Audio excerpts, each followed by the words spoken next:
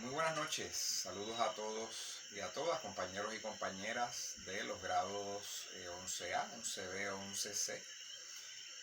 Les habla el profesor Figueroa nuevamente a través de este medio de nuestras clases virtuales, medio de nuestra nueva realidad, nuestra nueva normalidad a raíz de la pandemia del coronavirus o del COVID-19. Estamos retomando una vez más la agenda luego de la Semana Santa, la Semana Mayor, y le estamos dando continuidad al tema que hemos venido desarrollando ya en las últimas clases, que tiene que ver con la historia de los partidos políticos.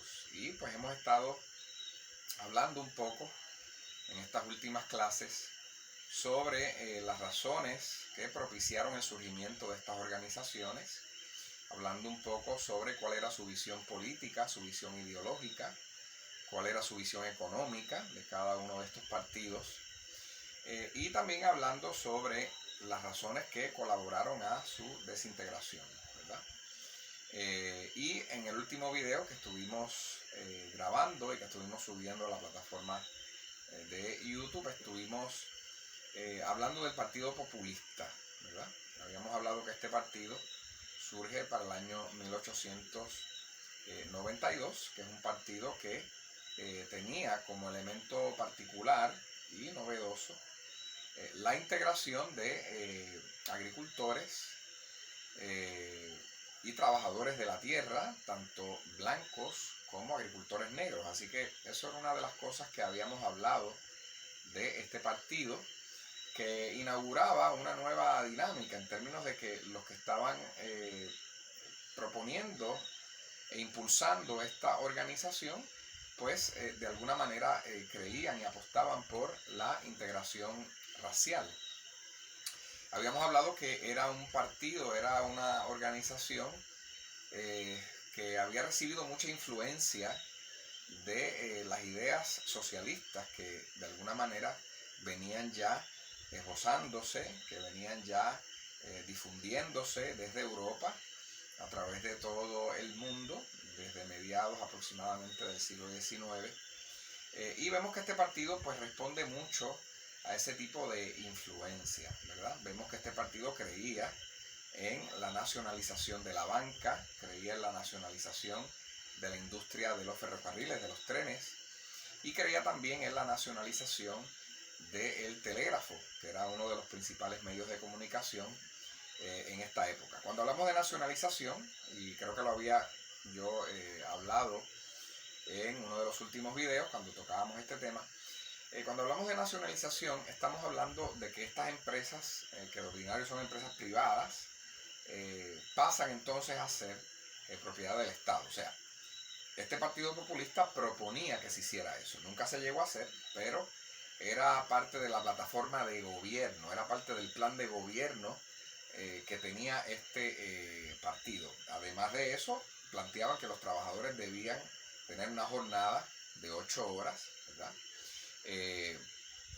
Planteaban que toda persona que tuviese una tierra disponible, pero que no estuviese produciendo, que debían quitársela para entonces ponerla a producir, dársela a alguna otra persona, o que fuera propiedad del gobierno para que generara algún tipo de recurso y riqueza, ¿verdad? Así que básicamente estábamos introduciendo sobre la ideología de este Partido Populista que surge para el año 1892 y sus ideas principales. Si ustedes quieren repasar un poco más sobre lo que proponía esta organización, pues les referimos a que puedan ver el video correspondiente sobre este tema, ¿verdad? De los partidos políticos en Estados Unidos. Ahora bien, este partido, aunque no ganó las elecciones en ese año, este partido sí se apuntó victorias importantes, ¿verdad? Este partido logró victorias en Idaho, logró victorias en Nevada, en Nebraska y en Dakota del Norte. Así que aunque este partido no logró ganar las elecciones, sí logró de alguna manera, como dicen, atrapar el imaginario de la gente, ¿verdad? Logró de alguna cautivar la imaginación de cierto sector de la población, y hubo sectores en la población que le dieron su confianza, le dieron su voto y lograron, ¿verdad?, ganar importantes ciudades. Como bien establecimos, lamentablemente, ¿verdad?, no ganan las elecciones eventualmente en ese año, pero ya entonces en las elecciones de 1896 ocurre lo siguiente, que el Partido Populista decide fusionarse con el Partido Demócrata en esos comicios electorales. ¿Por qué deciden unirse? ¿A qué responde esa coalición de estas dos organizaciones? Bueno, porque cuando se examina las propuestas políticas del Partido Demócrata, ¿verdad?, el Partido Populista se da cuenta que son muy parecidas a lo que ellos estaban proponiendo, en políticas muy orientadas precisamente a la distribución más equitativa de la riqueza, propuestas que tendían a tomar en consideración a las clases más desventajadas, que de alguna manera también proponían este elemento interracial.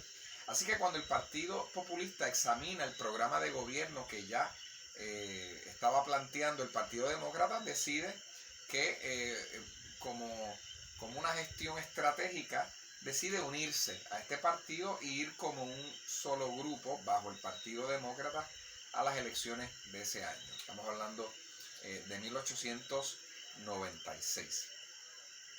El candidato para ese año bajo el Partido Demócrata era William Jennings Bryan, la persona que estaba corriendo para presidente, pero para ese año el Partido Demócrata pierde las elecciones, ¿verdad?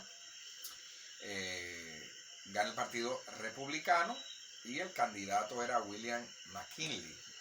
Así que ese nombre es muy cercano a la historia nuestra, a la historia de Puerto Rico, porque cuando William McKinley gana la presidencia, estamos hablando de 1896, 2 años después, en el 1898, va a ocurrir lo que es la guerra hispanoamericana, ¿verdad? La famosa guerra hispanoamericana, donde se da este conflicto entre Estados Unidos y España, y Estados Unidos invade a Puerto Rico como parte de ese conflicto bélico, y a raíz de esa guerra que se da, pues Puerto Rico entonces viene a convertirse en propiedad de los Estados Unidos, en territorio de los Estados Unidos.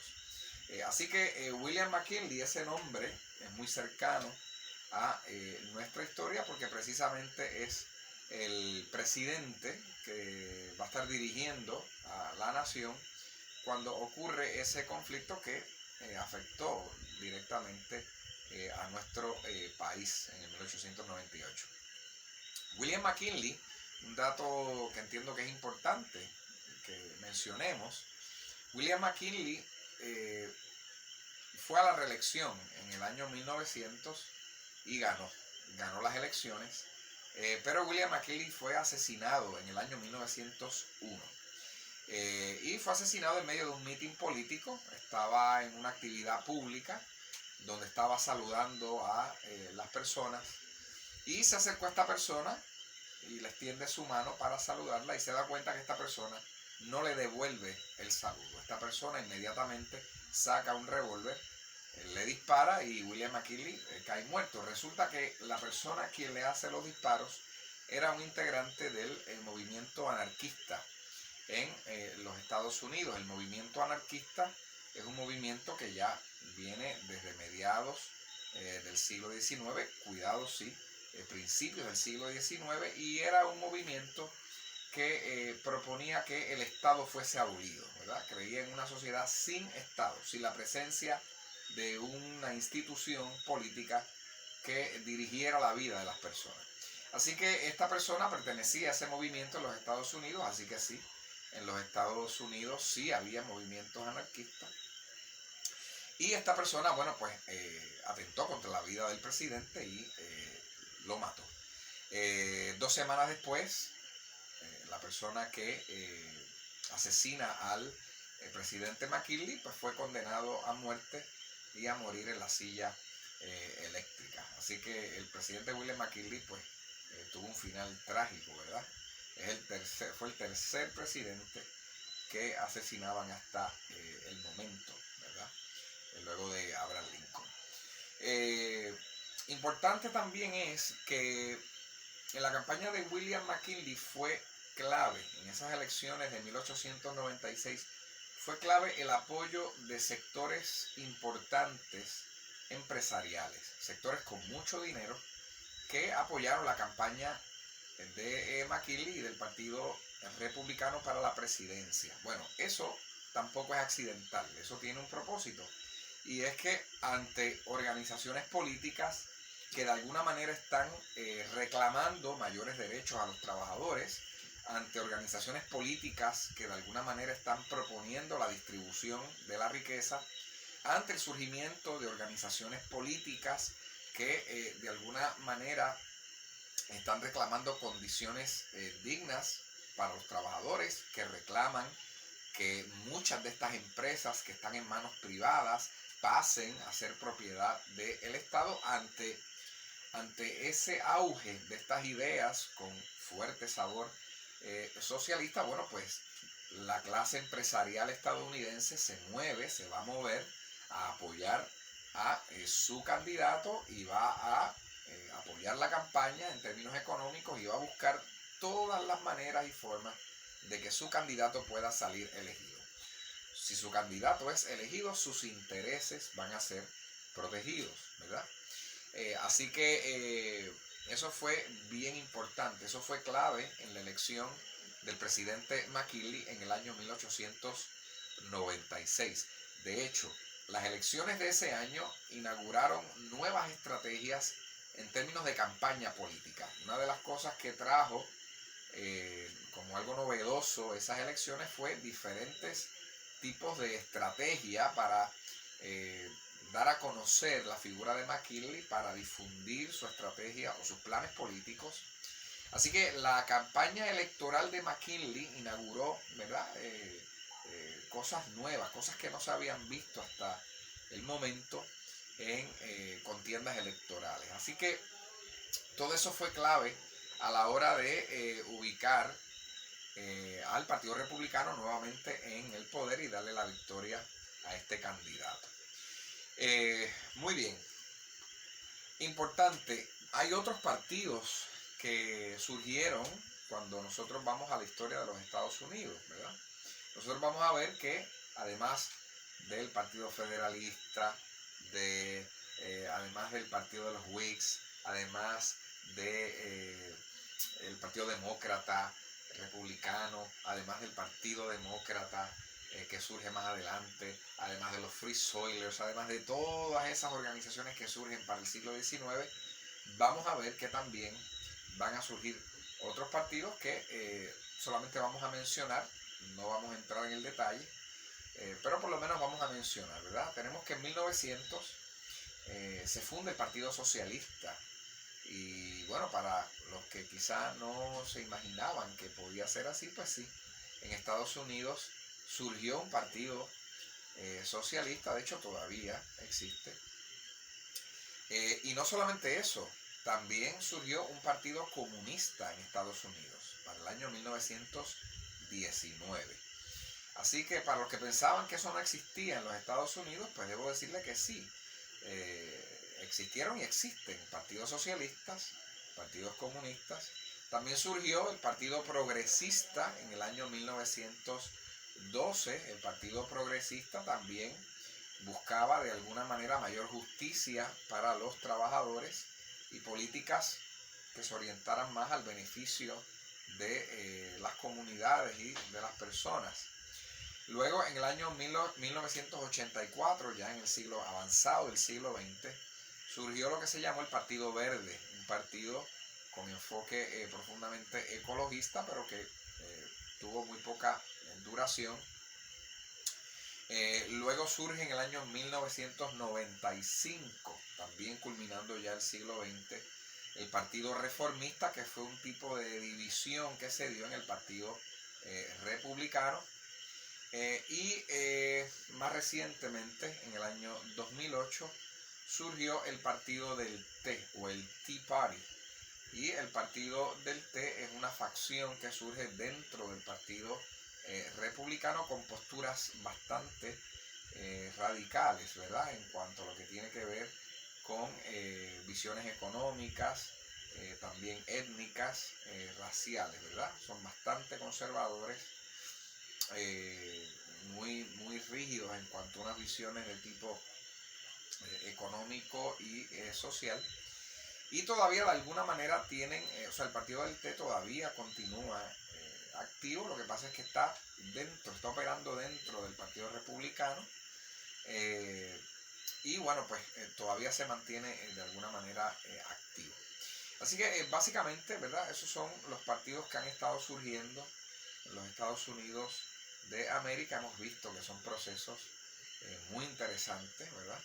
Que son procesos que nos dejan ver muchos de los conflictos y los choques que estaban surgiendo ya en los Estados Unidos y que van a continuar surgiendo a medida que la historia avanza.